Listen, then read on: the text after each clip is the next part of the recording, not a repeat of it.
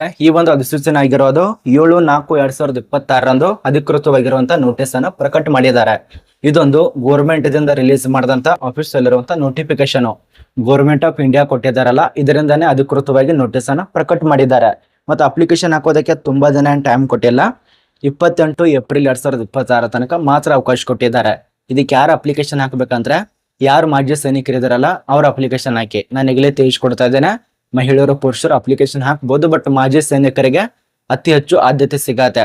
ಮತ್ತೆ ಅರ್ಜಿ ಸಲ್ಲಿಸಿ ಆಯ್ಕೆ ಆದ್ರೆ ಪ್ರತಿ ತಿಂಗಳು ನಿಮಗೆ 23,000ದಿಂದ ಹೆಚ್ಚಿಗೆ ಕೂಡ ಕೊಡ್ತಾರೆ.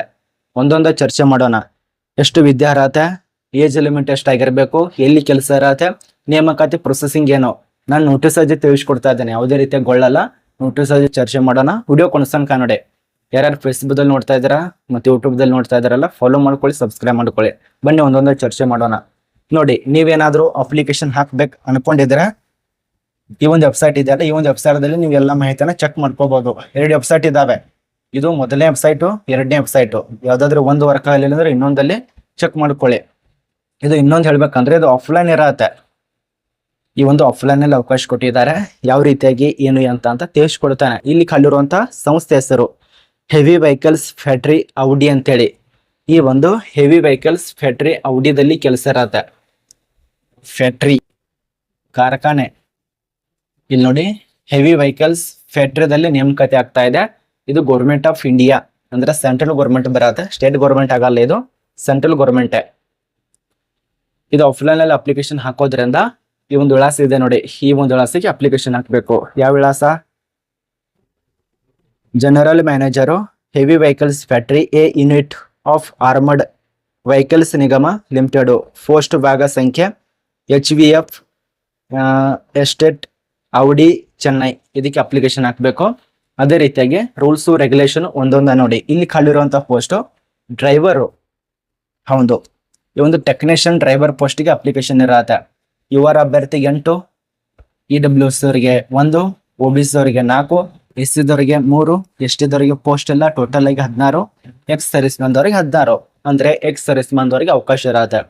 ಈಗ ಯಾರ್ಯಾರು ಸೇವೆಯನ್ನ ಸಲ್ಲಿಸಿ ಬಂದಿರ್ತಾರಲ್ಲ ಅಂತವ್ರಿಗೆ ಅವಕಾಶ ಇರತ್ತೆ.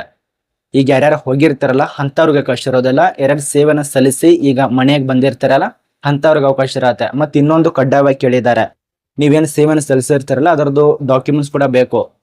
ರೂಲ್ಸ್ ಪ್ರಕಾರ, ರೆಗ್ಯುಲೇಷನ್ ಪ್ರಕಾರ ಡಾಕ್ಯುಮೆಂಟ್ಸ್ ಕೂಡ ಬೇಕಾಗತ್ತೆ. ಅದನ್ನ ಕಡ್ಡಾಯವಾಗಿ ತೆಗೆದಿಟ್ಕೊಳ್ಳೇಬೇಕು. ಮತ್ತೆ ಇನ್ನೂ ರೂಲ್ಸ್ ಏನಪ್ಪಾ ಅಂದ್ರೆ, ಇದು ಮೊದಲಿಗೆ 1 ವರ್ಷದ ತನಕ ಕೆಲಸ ಇರತ್ತೆ. ಅರ್ಥ ಮಾಡ್ಕೊಳ್ಳಿ, 1 ವರ್ಷದ ತನಕ ಕೆಲಸ ಇರತ್ತೆ. ಅದೇ ರೀತಿ ನೀವು ಚೆನ್ನಾಗಿ ಕೆಲಸ ಮಾಡಿದ್ರೆ ಮತ್ತೆ 3 ವರ್ಷದ ತನಕ ಮುಂದಕ್ಕೆ ಹಾಕ್ತಾರೆ ಕೆಲಸದ ಅವಧಿ. 1 ವರ್ಷ ಕೆಲಸ, ಅದ ನಂತರ 3 ವರ್ಷದ ತನಕ ಮುಂದಕ್ಕೆ ಹಾಕ್ತಾರೆ.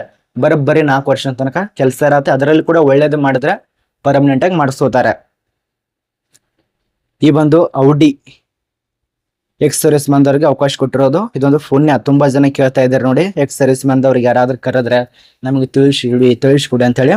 ನಾನು ಎಲ್ಲ ತಿಳಿಸ್ಕೊಡ್ತೇನೆ, ಬಟ್ ಫಾಲೋ ಮಾಡ್ಕೊಳ್ಳಿ, ಸಬ್ಸ್ಕ್ರೈಬ್ ಮಾಡ್ಕೊಳ್ಳಿ. ಯಾಕಪ್ಪ ಅಂದ್ರೆ ನಾನು ಹಾಕಿದ ತಕ್ಷಣ ನೀವು ನೋಡ್ಬೇಕು ಅಂದ್ರೆ ಗೊತ್ತಾಗತ್ತೆ ಕರೆದಿದ್ದಾರ ಅಂತ ಹೇಳಿ. ಆದ ಕಾರಣ ಕರೀಲಿ ಏನೂ ಗೊತ್ತಿಲ್ಲ. SC ST ಮಹಿಳೆಯರಿಗೆ, ಪುರುಷರಿಗೆ, ತೃತೀಯ ಲಿಂಗದವರು, ಮಾಜಿ ಸೈನಿಕರು, ವಿಧವೆ ಮಹಿಳೆಯರು ಕೂಡ ಖಾಲಿ ಇರ್ತವೆ. ಇದೊಂದು ಅರ್ಥ ಮಾಡ್ಕೊಳ್ಳಿ. ಹೆವಿ ವೆಹಿಕಲ್ಸ್ ಫ್ಯಾಕ್ಟರಿ ಔಡಿಯಲ್ಲಿ ನೇಮಕಾತಿ ಆಗ್ತಾ ಇದೆ. ಇದೊಂದು ಖುಷಿಯ ವಿಚಾರ. ಇದಕ್ಕೆ ತಕ್ಕಂತೆ ಏನು ವಿದ್ಯಾರ್ಹತೆ ಆಗಿರ್ಬೇಕು ಅದನ್ನ ನೋಡಿ. ನೀವು ಇಂಡಿಯನ್ ಆರ್ಮಿಯಲ್ಲಿ ಕಡ್ಡಾಯವಾಗಿ ಇರಲೇಬೇಕಾಗತ್ತೆ. ನಾಲೆಜ್ ಕೂಡ ಇರಬೇಕು ಡ್ರೈವಿಂದು. ಅದೇ ರೀತಿಯಾಗಿ ನಿಮ್ಮ ಒಂದು ಸರ್ಟಿಫಿಕೇಟ್ಗಳು ಅದು ಕೂಡ ಬೇಕಾಗತ್ತೆ. ಡ್ರೈವಿಂಗ್ ಲೈಸೆನ್ಸ್ ACC ಸರ್ಟಿಫಿಕೇಟ್ ಇದ್ರೆ ತುಂಬಾ ಒಳ್ಳೇದು. ಅದ ನಂತರ ನಿಮ್ಮ ಒಂದು ಗ್ರ್ಯಾಂಡ್ 1 ಸರ್ಟಿಫಿಕೇಟ್ ಇದ್ರೆ ತುಂಬಾ ಒಳ್ಳೇದು. ಯಾರ್ಯಾರಿಗೆ ಅವಕಾಶ ಕೊಡತ್ತೆ, ಹೆಚ್ಚಿನ ಆದ್ಯತೆ ಅದು ಕೊಟ್ಟಿದ್ದಾರೆ ನೋಡ್ಕೊಳ್ಳಿ. ಅದೇ ರೀತಿಯಾಗಿ ಇನ್ನೂ ರೂಲ್ಸ್ ಇದಾವೆ. ಬೇಸಿಕ್ ಆಗಿ ಎಷ್ಟು ಸ್ಯಾಲ್ರಿ ಕೊಡ್ತಾರೆ? 23,000. ಅದರಲ್ಲಿ IDA ಸೇರ್ಪಡೆ ಆಗತ್ತೆ. ಅದರಲ್ಲಿ 5% ಬೇಸಿಕ್ ಪೇ ಕೊಡ್ತಾರೆ. ಮತ್ತೆ 3% ಇರೋದು ಬೇಸಿಕ್ ಪೇ ನಿಮಗೆ, ಅದು ನಿಮಗೆ ಕೊಟ್ಟೆ ಕೊಡ್ತಾರೆ. ಅದು ಟೆನ್ಷನ್ ತಗೋಬೇಡಿ. ಬಟ್ ನೀವು ಅಪ್ಲಿಕೇಶನ್ ಹಾಕೋದು ನೋಡಿ ಯಾವ ರೀತಿಯಾಗಿ ಅಂತೇಳಿ. ಸೆಲೆಕ್ಷನ್ ಪ್ರೊಸೆಸಿಂಗು ಡ್ರೈವರ್ ಟೆಸ್ಟ್ ಅಷ್ಟೇ ಇರತ್ತೆ.